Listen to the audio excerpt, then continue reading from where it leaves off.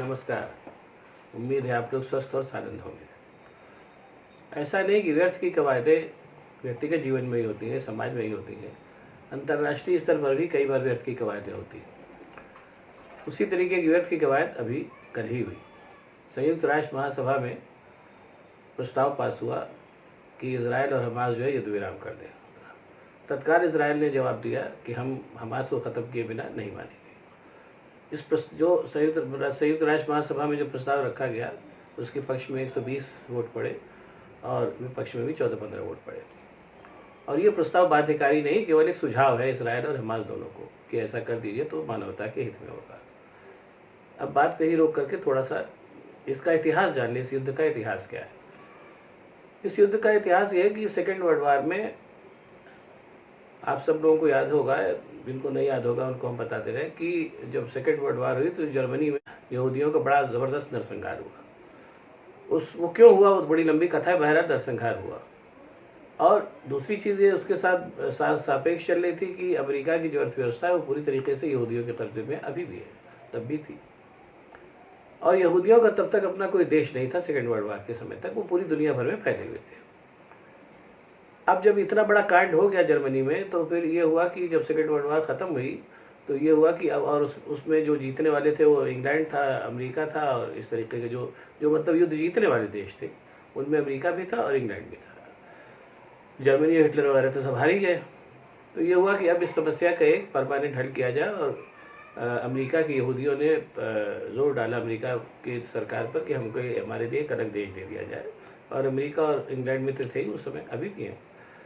तो फिर ये हुआ कि इनके लिए एक अलग देश बना दिया जाए। तो उस समय जो फिलिस्तीन है, जो उस समय राष्ट्र था, अभी भी राष्ट्र है, फिलिस्तीन के ऊपर उस समय इंग्लैंड का कब्जा था। जो उसने उसी समय, वो सन 47-48 की बात है, 1947-48 बाद, उसी समय इंग्लैंड ने बहुत से देशों को छोड़ा था, उसमें से एक फिलिस्तीन भी था।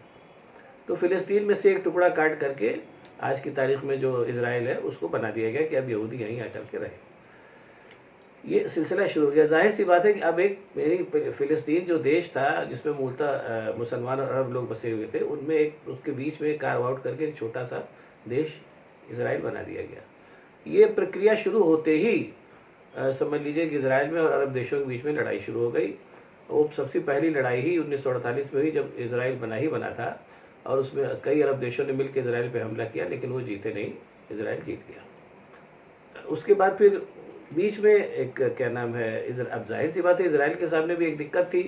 दिक्कत ये थी कि बहुत छोटा देश है और लगातार यहूदी वहाँ करके बस रहे थे। तो उसने जो है एक फिलिस्तीन में जो गाज़ा पट्टी है जिसको लेकर के झगड़ा मचता रहता है, गाज़ा पट्टी पर उसने जो है वो अपनी बस्तियाँ बसानी शुरू की। वो उस समय खाली जगह हुआ करती थी, उतनी नहीं थी। और जाहिर सी बात है गाज़ा पट्टी चूँकि अरब देशों में आता था, तो वो लोगों ने उसका विरोध किया। ये सिलसिला चला, उसमें कई बार झगड़ा हुआ, झगड़ा बढ़ता ही गया। और पूरी दुनिया जो है एक तरीके से दो हिस्सों में बढ़ गई, जैसे अभी भी है। कुछ लोग इजराइल के पक्षधर थे और कुछ लोग अरब देशों के पक्षधर थे। उसमें लंबे समय तक भारत जो था वो अरब देशों का पक्षधर था। उसके पीछे एक तो वजह ये थी कि वो जो ज़मीन थी वो मूलतः अरब देशों की है। और दूसरी चीज़ ये है कि वो अरब देशों जो तब तक वह अरब देशों में तमाम तेल निकल आया था, तो तेल का जो राजनय है उसके चलते भी अरब देशों की तरफदारी करना एक राजनयिक मजबूरी भी थी। बहरहाल जैसा कि होता है कि भाई समस्या का समाधान जो है वो शांतिपूर्वक निकाला जाए, तो समस्या का समाधान निकालने की शांतिपूर्वक बहुत लंबे समय तक प्रयत्न हुए। एक नेता हुआ करते थे, आप लोगों में से बहुतों को याद होगा, नई जनरेशन के लिए बता दे रहा हूँ, यासिर अराफात जो थे वो इस समस्या के समाधान के लिए वो लंबे समय तक प्रयत्नरत रहे। बहरहाल इसका कोई समाधान नहीं निकला, क्योंकि इस समस्या का समाधान आपसी बातचीत से ही निकल सकता है। कोई भी तीसरा पक्ष इसका समाधान निकाल ही नहीं सकता, क्योंकि विवाद के जो दो पक्ष हैं, एक इजराइल और दूसरा आपके अरब देश, वो जो है वो अब जब तक अपने साथ नहीं बैठेंगे इसका समाधान नहीं निकल सकता। ये फैक्ट है। और जब यासिर अराफात का जो शांतिपूर्वक प्रस्ताव था वो मामला खटाई में पड़ गया, तो फिर एक तरीके से अरब देशों में तमाम जो थे वो नए नए गुरिल्ला संगठन पैदा हुए और जो लगातार बढ़ते गए। हमास उसी में से एक है। और अब जो हो रहा है वो तो आप लोग देखिए, उसको बहुत बताने की ज़रूरत नहीं है। लड़ाई इजराइल और हमास के बीच में इतनी ज़बरदस्त है कि उसमें बहुत लाखों जाने जा रही हैं। वो सब ठीक है, वो तो होगा ही जो लड़ाई हो रही है। तो उसमें जो है वो बीच में अब ये हुआ कि ऐसे मामलों में संयुक्त राष्ट्र महासभा को इंटरवीन करना चाहिए, तो उसने इंटरवीन किया। और एक बात में थोड़ा सा मजा लेने के लिए मैं कह रहा हूँ, हालांकि इसे लेना नहीं चाहिए, लेकिन बात चली इसलिए बता रहा हूँ। एक हिंदी के लेखक थे श्रीलाल शुक्ल, जिन्होंने राग दरबारी नाम का बड़ा प्रसिद्ध उपन्यास लिखा हिंदी में, और उसमें उन्होंने कहा कि भाई जब संयुक्त राष्ट्र महासभा में इस तरीके की बैठकें होती हैं तो कमीना से कमीना राष्ट्र भी जो है सिर झुका कहता हाँ ये होना ही चाहिए। कुछ उसी तरीके की कवायद कल फिर हुई और तमाम देशों ने ये कहा कि ये युद्ध रुकना चाहिए, लेकिन उनमें से किसी भी देश ने ये नहीं बताया कि युद्ध कैसे रुकेगा और युद्ध को रोकने के उपाय क्या है। और जबकि इसराइल ने तत्काल जवाब दे दिया कि हम वो युद्ध नहीं रोकेंगे जब तक हम हमास को ख़त्म नहीं कर लें। चलो ये भी ठीक बात।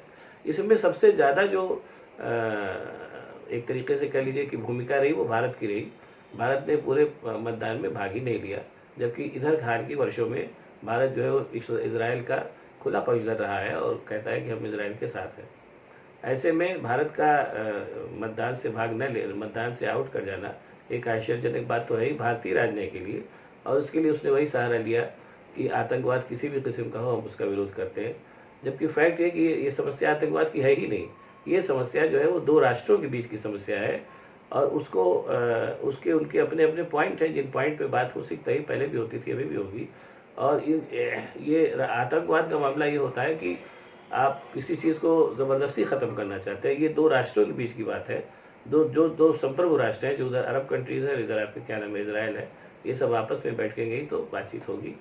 इसलिए अगर ये बेहतर होता कि अगर भारत किसी पक्ष में मतदान करता और साथ ही साथ अपनी बात भी वहाँ स्ट्रांग तरीके से रखता।